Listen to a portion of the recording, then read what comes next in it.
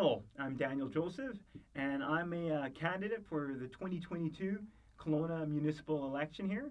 And I'm sitting down with Zach Sawatzky, and we're going to talk a little bit about the issues that are really impacting residents and voters here in Kelowna. My background is I work at a Dairy Queen, so I do that, and I'm a little entrepreneurial. I got a couple of different businesses that I work on here, as well as being a property owner. And really, I have a really great family that lives with me here in Kelowna as well. So I'm an entrepreneur and I like Dairy Queen, so we're going to get along great. Exactly. So, and that really covers me. I don't want to try to pretend to be the smartest one in the room. One thing that I found during this election cycle is that I'm learning more than anything else. I'm hearing what residents are having to say, and there's a lot of really intelligent people who have a lot of good input on our city and the direction it's going, and where it should be going. And I'm definitely listening and engaging, and hopefully I can really absorb some of what people are saying and bring that into the discussion, and hopefully start seeing some positive ways we can impact City Hall. And Zach, why don't you tell us a little bit about yourself and your history? Well, I think you're doing a great job, and thanks for that. I mean, like I said to you earlier, I had the same idea to just get a one-on-one with as many candidates as possible. Absolutely, and share the platforms and inform the voters as best we can. So thanks for doing that, and great idea. Thank you. So yeah, Zach Sawatzky, same reasons as you. I'm passionate about making a change and a difference. I've been living here for 6 years. I won't go too much into my bio just because it's on my platform, and we got other things to talk about. But yeah, my wife and I have started our family here. We're very happy here. We love it here, to be quite honest. Oh, it's a gorgeous place. It is a gorgeous place, and we're both from the prairies, so we know what the opposite end of the spectrum is in the sense of no mountains and the different kind of climates and stuff. So we've just really grown to love BC and Kelowna specifically. And our amazing lakes, let's be honest. Yeah. Well, actually, Manitoba and Saskatchewan have beautiful lakes. Yeah. Yeah, no, absolutely. But yeah, no, we love it here, and we want to, more importantly, we want to make a difference, right? We've got a young girl. She's my motivation every day. I'm a full-time stay-at-home dad right now. Yeah. And so every day I'm not with her, I'm working on getting this done. Absolutely. Because you want to make a better future for her. I do. Yeah. I really do. And I believe I can. And so until I meet other folks that are, I think can do better than me, I'm going to run. Absolutely. Well, I'm glad. You know what I mean? Yeah. And if I don't win, then so be it. They get to choose. The public gets to choose. But I get to put my best foot forward and hope that even if I don't win, I've at least forced others to up their game. You know what I mean? So make a positive impact in any way. Absolutely. Yeah. So one thing that I want to start this conversation off on, and I know has been really coming up time and again as I've been meeting people here and having conversations with people, is affordability. And I know one of the most significant ways at the municipal level we can impact that is affordable housing. So I want to just talk a little bit about my thoughts and opinions on affordable housing, and I'd love to hear where you stand and kind of the way you see things and what we can do at the municipal level. You bet. I want to use some examples of what I've seen here in town and what the City of Kelowna did. I think they did a good step. They made a good effort at this RU7 zoning. So they've gone through and they've done a bunch of broad RU7 zoning in areas where they wanted to see densification and development. And one example that I like to use is down in the Lower Mission on Coupling Crescent. I lived there for a little bit of time. I've lived all around Kelowna, so I've had the privilege and the opportunity to see a lot of different development and really hear a lot of what other neighborhoods are saying. And in this one neighborhood in particular, there's all these single-family homes, and a lot of them have carriage homes on them. So, you had homeowners with 3 units of inventory. So they had a main house that they're renting out, a basement suite, and then they also had a carriage home, right?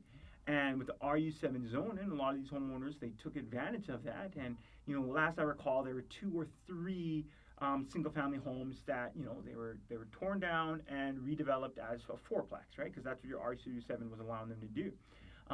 And I know, the heart of it, the intent of it is good, because the idea is that you're taking 1 unit of inventory and you're multiplying it into 4 units of inventory.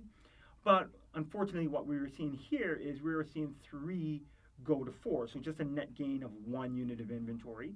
And not only that, but then the costs jump up, right? So you have your real estate market skyrocketing now because this is all new development, all new construction, and then you have the rental market also jump up. So to rent one of these complexes, to rent one of the units in a fourplex is about double, or at least 40, it's 40 to 60% more on average, and in some cases double what it was to rent an equivalent, either the main, the basement, or the carriage house just adjacent to that, right? So I think on the one hand, there was a good intent. On paper, it looks great. 1 to 4, that's 4 times the inventory. But I think in practice, in a lot of areas, we're seeing we weren't quite getting the inventory that we were hoping for. And what I really want to push for, especially at the municipal level, is a more, there's this term that Gord Lovegrove uses, smarter growth. And I want to see a smarter approach to our zoning and to our densification. And what I think that looks like is really this ARM 5, ARM 6, this low to mid-rise housing complexes where you can get in the same amount of land that we're redeveloping, and we turned 2-3 houses, we turned 12 9 units into 12 units. Instead of seeing that, we could have seen those 9 units turn into 40, 60, or on the higher end 80 or 90 units. And it has been done in low to mid-rise development. If we're going 4 to 6 stories, 6 stories is a little bit higher. It's definitely on the higher end of a mid-rise, but it's still, we're keeping it wood frame built, so we're keeping the development costs and the construction costs down, and that's adding a ton more inventory to our market.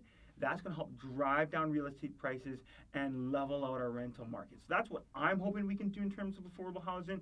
Just on, when we're looking at the real estate market, and we're looking at private property owners, and we're looking at people who want to densify in neighborhoods that want to densify. And that's not the only component, though. There are definitely ways that we can advocate for municipal sponsored and working with the BC Housing sponsored affordable housing, because we've got a lot of people who live here who have been priced out of the market completely and might even be on the streets at this point, or they're living through some kind of assisted living where they can afford to pay $600, $700, or $800 a month on rent. But we don't see that in the market here. So we do want to see the municipality and the province of BC working together to have actual assisted and supported housing. What are your thoughts on affordable housing and how we can, as a city council, make it more accessible to people? Excuse me. Thanks, and great ideas. Yeah.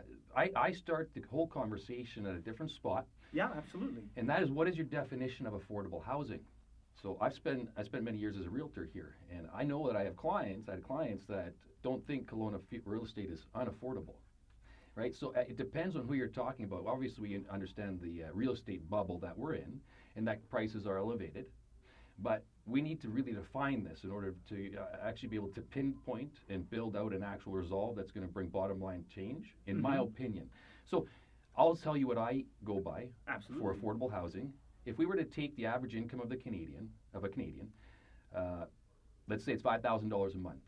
I think the average income right now is about $54,000 a year. All right, so not even $5,000 a month take home. Yeah. I would just say we got to have our mortgage rates someplace that a family can have a mortgage at less than half their income, their monthly income. Now that varies, but the point is simply the working and middle class are the bulk of homeowners, or those in need of homes in this community and across the country. So how do we get that more affordable? And this is a federal level as well as a municipal level. But let's be clear, there are limited options at a municipal level to have a direct effect on the price of real estate going up or down. And I'm just going to share with you, the city is in between a rock and a hard place, just like the government is. They can't afford to have housing drop. There could be a wave of defaults if the housing market collapses. So nobody's incentivized to actually lower the cost of housing. Not only that, but the City of Kelowna's primary revenue generation comes from taxes and fees on real estate. So they're decentivized to actually see any real change or drop in real estate. Now, is that a bad thing? No, it's just reality, right? They're operating within the economics of the country. The country's in the same pickle. Canada, as a G7, has the lowest new build in all of G7. There's no need for that. We're a developed country. We can build when we want to. But yet we continue to use our real estate as a commodity. Mm-hmm. And it leaves a lot of people in a pinch. And that pinch is getting stronger and stronger on more and more people. Absolutely, yeah. So it's a multi-pronged tackle, and again, it's really driven by federal policies and rates. Now, at a municipal level, I know we've got things like the growth boundary, right? I want to look into this. This is a boundary that the city has put in place in the OCP to prevent any growth outside of it, and the reason is justified. It's very justified. It's to establish the infrastructure necessary to actually facilitate these types of homes and developments. So it makes sense, but that growth boundary could be limiting or, again, artificially inflating prices. It could be. I don't know, but that would be something I'd want to look into. The cost, I think it just makes sense to me, from my experience, it makes sense for us to be a very friendly location for developers and builders. We want our city to be a place that builders and developers want to build in. It creates healthy competition, and if anything, it can help maybe force some prices down just because of the competition level. But if we can make it affordable, appealing, again, get the incentives out there to make Kelowna a great place to invest and develop in, that should help with the supply side. Mm-hmm. But again, it's the supply and demand, and with the banks not willing to lend and at the rates they are, the demand just drops, and you have an imbalance.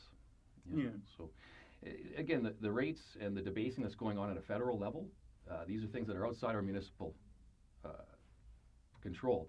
We just want to try and make sure that we keep a safe and healthy community that provides a longevity to those who are able to find a way to make this work at this time. You know? Mm-hmm. So that's my quick over the view thoughts on housing affordability. It's incredibly crucial that no matter who you're voting for, who you're talking to about this, establish what do you mean by affordable housing and for who. Mm-hmm. No, and that's actually a good point. And I'd love to touch on it more, but I want to use that kind of as a segue into talking about something you highlighted a few times there, which is revenue generation for City Hall.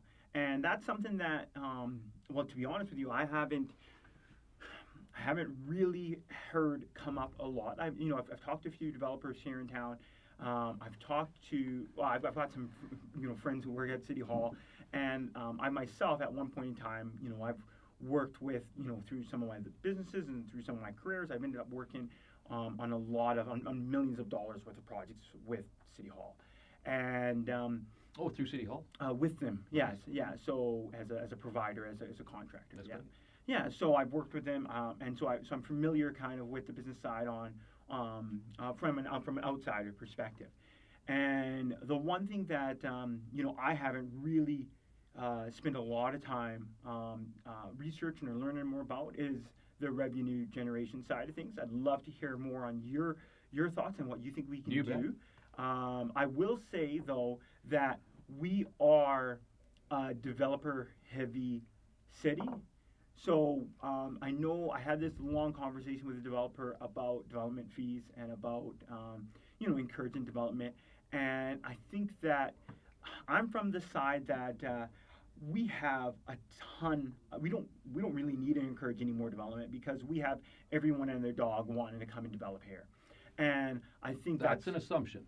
Well, no, we have a ton of development going on right now. We've got, a whole bunch of high-rises going on downtown. If you are a tradesperson right now in Kelowna, My point is simply, you're talking as if nobody chooses not to develop here. And there are people who choose not to develop here because of the costs and because of everything that's associated. Well, and I don't think we're missing out on people who choose not to develop here. And actually, I would go so far as to say, and I know that, I'm probably going to get some heat for this, but I would go so far as to say that we actually need to, the city needs to be more involved in the development. So, for instance, if I'm looking at the RU7 development that's been happening, which is a lot of these single-family homes, and most of them with carriage homes, if you look at where the RU7 zone has been placed, they're getting turned into fourplexes left, right, and center. And I can tell you right now, we don't have, there's no shortage of developers working on these and converting these homes over because they're making money hand over fist on it. What I think is what I truly believe would be more beneficial for our city would be if the city was more involved, and instead of the reason why I'm pushing for RM5 or RM6 is because a lot of these RU7 developments that we're watching, these fourplexes go up, they're usually in neighborhoods where they want to see some densification, and so you have property owners selling usually next to each other or kitty corner to each other. And in a lot of these instances, you think to yourself, well, why did we just put up these two fourplexes instead of having a more involved approach and build some way more effective low to mid-rise housing where we can actually make a meaningful impact on the inventory. So instead of going from 6 units to 8 units, because in a lot of these cases you've got a carriage home involved, you could be going from 6 units to 20 units, right? If it's 2 lots. And that's on the low end. 2 lots can easily house 30 to 40 units depending on how high we're going. And that low to mid-rise is that 4 to 6 story, and I really believe in some neighborhoods they're going to be happy to go 6 stories. Some, I understand, not all the property owners are wanting to sell and densify, and we want to keep it lower, and absolutely we want to find some of what people are saying is this missing middle where we keep it down to that 2 or 3 stories, and I'm okay with that. But even if we did some low-rise 2 to 3 story housing on 2 properties where we were going to where developers were coming in and doing 2 fourplexes, I would think that would be it would be a much more meaningful impact on inventory. So the reason why I'm saying that is because it's going back to revenue generation. I think that the City of Kelowna generates a significant amount of its revenue on development. I would want to investigate a little bit more and learn more about that so I could speak more competently on it. But I know we make a significant portion of our revenue on development, and I would love to see us really be more involved with developers on the kinds of developments we're seeing here, because I think we can make a much more meaningful impact on inventory. And as well, there are ways that we can work with developers to make sure that there is I think a nice balanced approach to our revenue generation here. What are your thoughts on this and on revenue generation for the city? I think that, well, for one, it's the primary pillar of my platform. Yes. Revenue generation is essential for any idea that you have. So I get emails from voters and citizens daily since the candidacies came out, asking for changes or implementations or mostly things that will cost money. And that's fine and great, and that's important, and I want to hear those things. It's the reason why I've decided to run with revenue generation as my primary pillar.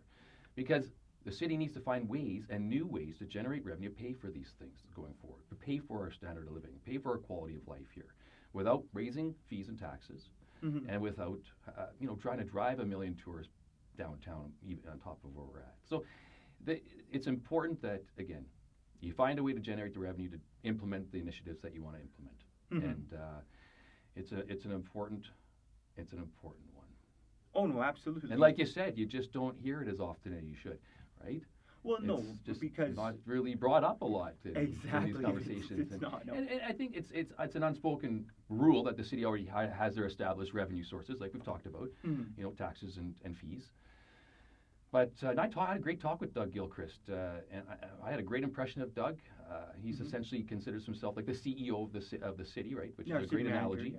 Yeah, and he made it crystal clear when I asked him one of the things that the city needs to initiate more than they are now, more they have in the past, and that is revenue generation, net new revenue generation. He very much knows. This is not news, right? And so, it's just whether we're going to be doing something for affordable housing, child care, health care, it's all going to cost us money, more money every year. Supply chains aren't getting any better. Building costs aren't going down.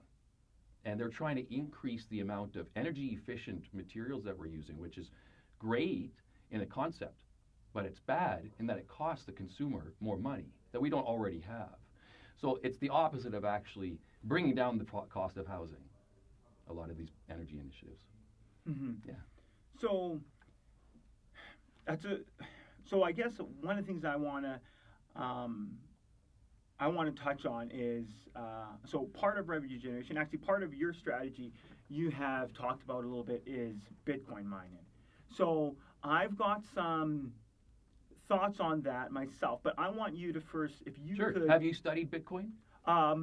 As much as a layperson has Okay. and can, I have friends who are like I'm 32 years Reading old. Bloomberg reports and headlines isn't studying Bitcoin, just so we're clear. Yeah, well, I'm 32 years old, so I've got some friends who are like they are into crypto, Yeah, right? That okay. is their passion, Ooh, and difference between crypto and Bitcoin right off the bat. yeah, well, and so there you go. Yeah. I myself, though, I am probably one of the most I would say unintelligent person to speak about Bitcoin and crypto because I am not experienced in it. I do have friends that are, and I've obviously it is a very popular speculative market, so I have, of course, myself looked into it, but have I participated? Not really, no. So I would love you to start this off and tell me a little bit about because you've talked a little bit about Bitcoin and how that can help with revenue generation. So instead of talking about development, let's talk about Bitcoin and kind of you lead the charge and let me respond to it. Yeah, please do jump in with any questions for clarity because it is important. And I get real excited about this, obviously. I knew it was a taboo, it was a taboo topic, but I believe it's that important. Yeah. Not just for Kelowna, but for mankind. So Bitcoin is a technological solution to a problem that we all have in the world, and that is broken money. Right? So this technology that was created to be the solution for the current fiat problems that we have, it's here and working, right? It's working. And it provides us an opportunity to break away from the current legacy system in a way that provides a monetary base that is consistent, that people know they can build on because it's perfect math and code. As Steve Wozniak, the co-founder of Apple, says, it's perfect math and code. Everybody in the world, including Biden and Putin and Trudeau, everybody's making their call on Bitcoin. They've been making their call for years now. And there's a group of people that want to fight it as a technology because it uses energy. It uses energy to not only mine and produce the Bitcoin, but also secure the network. So this is a decentralized monetary system. There's no one single individual that controls it in any sort of way. I can send money to you right now if you have the download a wallet, and we could do it right now if you want. It takes you 2 seconds. You download the Moon wallet, and I could send you a Bitcoin right now, and I'd be happy to do that. I've seen crypto transactions a little bit. Yeah. So it provides a technological solution to a problem that we have globally. Now, the adoption rate of Bitcoin is twice the speed of the internet in the late 90s. So this is a technological advancement that mankind is having a hard time grasping because we've never had it before. We've never had an actual sound money that you can transfer at the speed of light. You can house it anywhere for a fraction of the cost. And it's great for consumers in the sense that, or I should say businesses, in the sense that it doesn't cost nearly the same amount of transaction fees that you would get from credit card companies and that kind of thing. So anyways, it's got a lot of incentives. Yeah. But my specific part on the revenue generation side is through Bitcoin mining. Yeah. Bitcoin mining and Bitcoin mining data centers, essentially what you are. And I just spoke with Boundary Electric down in Grand Forks, who's been in this space for, I don't know, at least 6 years, I think they said. Very informed. So they build CCADs out that are equipped to mine Bitcoin down to oil and gas companies down in the U.S. And she actually said, now I'm sure I can share this, but it doesn't matter. They actually just spoke with somebody in Kelowna, and I've said this before. People in Kelowna are already mining Bitcoin. This is a profitable technology. Okay, it does two things: generates net revenue, and it fights your carbon footprint. But she said she had a talk with somebody talking about a 3 megawatt facility. That just to put that into perspective, that's 800 mining machines. So this business is alive and vibrant in this province, in this country, and it should be in this community. And that's my idea. And again, I'll just finish by saying, it just starts by pilot project, all right, finding out what the benefits are, both carbon footprint-wise and net new revenue generation. And the landfill, I'm going to be speaking with some guys this afternoon from the landfill here in Kelowna, and they've been willing to give me some time. So I'm going to actually be able to ask the questions on, are we currently utilizing these methane and landfill gases to generate electricity or to generate power for our community? And I think they are, but I'll get more clarity there. Regardless, that's a true energy source that we can not only clean the environment up with, but use to generate the hash power or the data mining center for Bitcoin. Yeah. So my question's on Bitcoin, and in particular, it'll be on the revenue generating part that we're looking at for the City of Kelowna, right? So I'm 32, so I'm not like I'm an older person who's completely You're a millennial. against the idea of new technologies. However, having worked with the City of Kelowna before and worked with large institutions for a huge part of my life, I want to know what the implementation of that would look like, and if the City of Kelowna is the kind of institution that would be able to do something like this effectively and successfully, like actually generating revenue for the residents that live here. Mm-hmm. So, you started it off by saying the way we would start this is with a pilot project. I would say, I would assume that because it's been done before, you've got some examples of where it's been done before. I would assume that a lot of these numbers, hopefully, we've got some empirical data that we'll be able to put in front of people to see where it's been done before, what the results are, how effective or successful it has been, but then also citing where there are going to be risks and what those risks are, and if the city is willing to take that risk factor into account when making this decision. So I would assume that there would be empirical studies that we could look at. But then the other thing would be looking at the City of Kelowna as an institution right now. How effective do you think our city staff would be in launching and managing and running successfully a Bitcoin mining operation? And the reason why I'm saying that— That's a great question. Well, and the reason why I'm saying that is because I know myself personally. I know at one point, because one of my friends, he made a ridiculous amount of money off of crypto. I'm not sure if it was Bitcoin, but it was crypto, and he was really telling me about it and wanted me to help, get involved. And I listened, and I was like, okay, maybe there is an opportunity here. What do I have to do? I actually spent a significant amount of time researching, looking into it. How do I, what are mining rigs? What are the different currencies other than Bitcoin? Like, how do we make this work? And I'm going to tell you one thing. I hit a couple of brick walls myself, and I'm younger. I think I'm a little fluent in technology, and I thought to myself, this looks a little bit too complex for me. I didn't quite understand I didn't quite accept the risk ratio, because a lot of what I saw was it being very speculation driven. That's where all the value was coming off of it. I think the concept of it is intelligent, but I think the speculation really adds a lot of risk. And I know for myself at the time, I said, you know what? I didn't understand it enough to take that risk. And I'm sure I've lost out on some opportunities. Like my friends have been. It's been the successful. best performing asset in the last 10 years. Well, but then I want to ask on the how effective do you think the City of Kelowna, based off what I just said, how effective do you think the City of Kelowna? Great question. I have full confidence in Yeah. all the city staff to be able to accomplish anything needed to achieve this accomplishment. Mm-hmm. No, I am not worried at all. You're not worried. And this type of business will bring high-paying jobs to the city. It'll bring local investment. There's a lot of the ecosystem that the city's going to benefit from. And again, I have full confidence in the current staff we have, and if we need to add members as part of the plan, we would do that. It's just, Vespine Energy, if you really want to dig in and find a company that's already successfully doing this, Vespine Energy, Vespene, Vespine Energy. They'll take a look at Boundary Electric right here in this province, right? So this is not new technology. It's new to us. And I guess it's new. It's 13 years old. Okay. Yes. But listen. We're all getting a lot older now.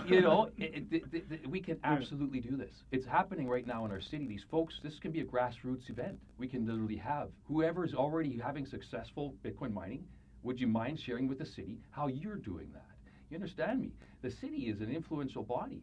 We can generate energy probably more efficiently than most residents. We've got a lot of resources, and the methane gas is the first place I would take a look, just because of the carbon footprint reduction as well. That methane gas is terrible. Well, there's definitely a lot of, I know with respect to, I know this kind of goes off topic a little bit, but with respect to carbon reduction, I know that there's a lot in terms of the environment, and this is something, like I keep going back to developers too, because there's a lot that we can do to have a more sustainable picture of Kelowna's future. And I know that a lot of people at City Hall are doing the best, and I've looked at the OCP, and I know that we have some really good goals, but I think my concern is where there's a lot of variances in our development, and I think sometimes we're saying we want to do some great things, and then it's really hard to see the follow through sometimes. So and that's unfortunate. But no, I would love in regards to yeah. the volatility, because you mentioned something about speculation and volatility. Yes, Now, if you could, the Bitcoin at this point trades no different than the S&P 500. Mm-hmm. It's pretty much lock, stick, tickety-boo. But it's on a rising seafloor in that adoption. So right now we've got over 90% of the Bitcoins that will ever be minted already in the market, sloshing around from hand to hand. Whoever wants them at that time. This is the most honest and free market the world's ever seen. The price of Bitcoin literally dictates what somebody's willing to pay for that Bitcoin. Right now it's like 20K USD. Mm-hmm. Right? It went from 0 to that, and it's been up to 70,000 US dollars. The technology has already proven it has a global marketplace. Mm-hmm. The TAM, or the total addressable market, is the global money system. We're just so early into this technology that it's hard for people to think outside of the current system to see that, one, we need the solution. Mm-hmm. We're in a debt spiral. All fiat is. So if you haven't learned that, it's important that your generation understand that, because we're going to have to make the changes and feel the brunt of the problems caused by this debt spiral, which is excessive money printing or creation of credit. Mm-hmm. Yeah. It's our generation that's going to have to change it and fix what is currently broken. Yeah. Yeah. So I honestly, I think there's a lot more we can talk. Because I've got some questions I want to ask on Bitcoin, obviously. Ask them.